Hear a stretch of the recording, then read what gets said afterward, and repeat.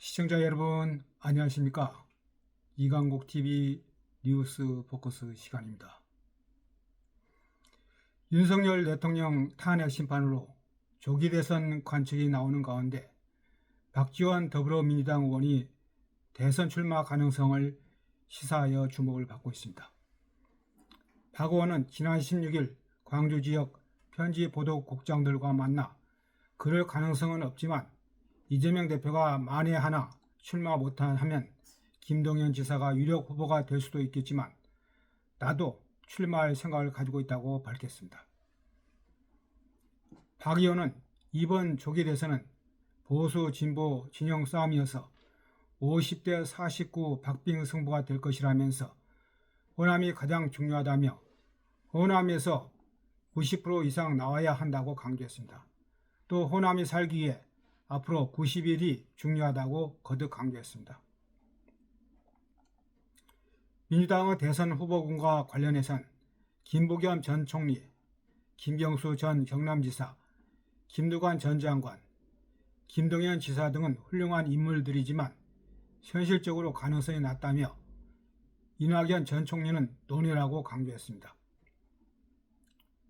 박지원 의원의 말은 길지는 않았으나 여러 가지 의미를 내포하고 있다고 생각됩니다. 첫째, 사법 리스크로 인해 이재명 대표의 낙마 가능성 내지는 패배 가능성을 염두에 두는 발언이 나왔다는 점입니다. 주지하다시피 이재명 대표는 압도적인 지지율 1위를 달리고 있으나 비호감도도 40%를 훌쩍 넘고 50%에 육박하고 있습니다. 그리고 많은 재판을 받고 있는데 1심에서 징역 1년, 집행유예 2년형을 받은 공직선거법 항소심이 진행되고 있습니다. 그동안 이재명 대표는 여러 가지 재판 지연 전술을 써왔으나 최원정 재판장이 이끄는 공직선거법 사건 항소심은 이러한 재판 지연 전술에 단호하게 대응하고 있습니다. 오는 26일에 변론 일정을 마치겠다고 공언하였습니다. 그리고 3월 12일까지는 다른 재판을 맡지 않는 조치를 취하여 이 재판에 집중하겠다는 의지를 나타냈습니다. 그래서 3월에는 항소심 결과가 나올 것으로 전망되고 있습니다. 그리고 대법원 재판 결과는 633 원칙에 의해 2월에 나오게 됩니다. 조희대 대법원장이 이 원칙을 누차 강조하였기 때문에 대법원 재판은 6월 내에 선고될 것입니다. 윤석열 대통령 탄핵 심판 결과도 3월에는 나올 것으로 전망되고 있습니다. 현 시점에서 탄핵이냐 기각이냐를 맞추기는 어렵습니다. 국회에서 탄핵 소추안이 통과될 때에는 탄핵으로 바로 갈 것으로 예상됐으나 요즘 여러 가지 상황 변화가 생겨 탄핵 인용을 당연시하는 분위기는 사라졌습니다. 탄핵 인용이냐 탄핵 기각이냐 다 가능하다는 말이 나오고 있습니다. 만약 탄핵이 인용된다면 헌법 규정에 따라 2개월 내에 대선을 실시해야 하기 때문에 2개월 되는 순간에 대선을 실시해야 하기 때문에 5월에 조기 대선이 있게 됩니다. 이재명 대표는 1심과 비슷한 형량으로 선고되더라도 조기 대선을 출마할 가능성이 매우 크다는 것으로 관측이 되고 있습니다. 대법원 최종심 결과가 안 나왔기 때문에 무죄 추정의 원칙을 들고 나올 것입니다. 그러나 비명계를 중심으로 이재명은 안 된다는 기치를 내걸고 나오는 사람들이 있을 것입니다. 둘째, 호남이 중요하다는 발언은 상당히 중요한 의미가 있습니다. 호남은 민주당의 가장 중요한 기반입니다. 호남 거주 유권자 수는 많지는 않으나 서울이나 경기에 호남 출신 유권자들이 많이 있고 부산이나 경남, 대전도 상당히 많이 있습니다. 그렇기 때문에 호남 유권자들의 표심이 민주당 후보를 선출하는 데 있어서 매우 중요합니다. 노무현 대통령이 광주 경선에 승리한 후 여세를 몰아 민주당 후보가 되고 대통령에 당선된 것은 대표적인 사례입니다.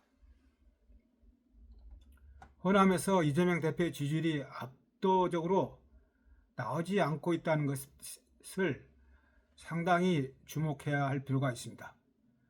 지난 토요일 광주 집회에서 탄핵 반대 집회 규모가 탄핵 찬성 집회 규모보다 더 컸던 것으로 나타났습니다.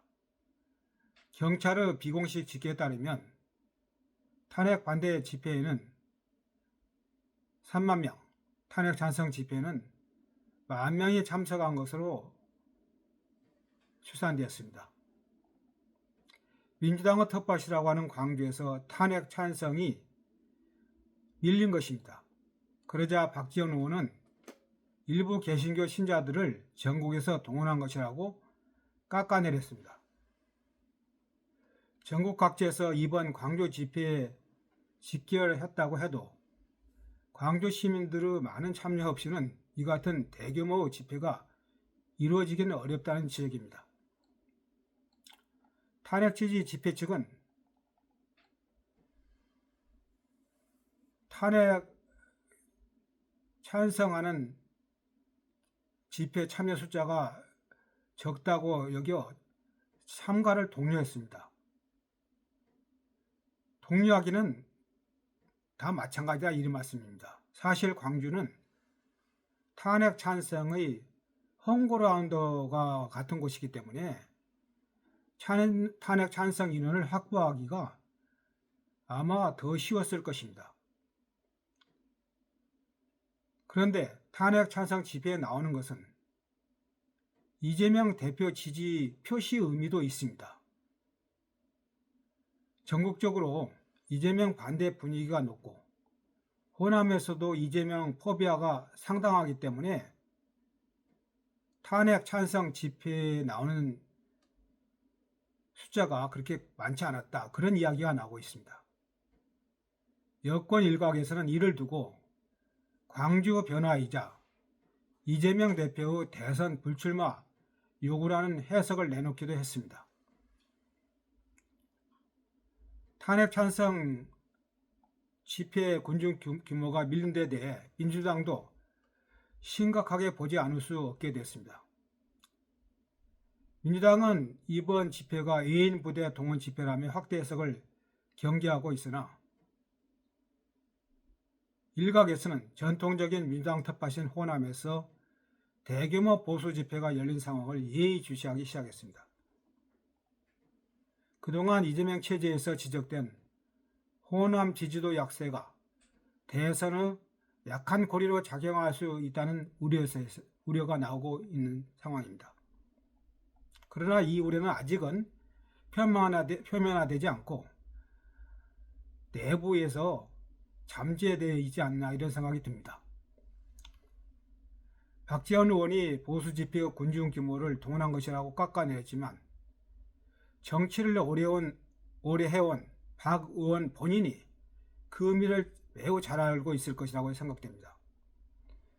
공직선거법 2심에서 벌금 100만 원 이상의 유죄가 나오면 선거 과정에서 공격을 당하고 만에 하나 대법원 판결도 나올 수 있어 민주당에는 큰 리스크가 될 수가 있습니다. 따라서 이재명 대표의 공직선거법 2심 결과가 나오면 호남에서 후보를 제대로 내야 한다는 목소리가 분출될 가능성이 큽니다. 셋째, 이낙연 전 대표 재등판 가능성입니다. 박지원 의원은 민주당의 대선 후보군으로 현실성은 낮지만 김부겸 전 총리, 김경수 전 경남지사, 김두관 전 장관, 김동연 지사를 언급하였습니다. 이들 인사들은 영남이나 충청에 우리를 두고 있습니다. 호남 인사들은 없습니다. 그러나 박지원 의원은 이낙연 전 총리는 논의라고 강조했습니다. 이낙연 전 총리는 호남의 적자입니다. 비록 지난 총선에서 민주당을 탈당하고 새누리당을 창당하여 총선에 나가서는 실패하였지만 상황 변화에 따라 파괴력이 있습니다. 이재명 대표에게 문제가 생겼을 때 호남의 기치를 들 수 있는 인물은 80세가 넘은 82세가 된 박지원 의원이 아니라 이낙연 전 대표가 될 가능성이 더 크다고 생각됩니다. 박지원 의원이 대선에 나올 수 있다고 말한 것은 이낙연 전 총리를 견제하는 의미도 있다고 봅니다. 이강국TV 뉴스 포커스였습니다. 감사합니다.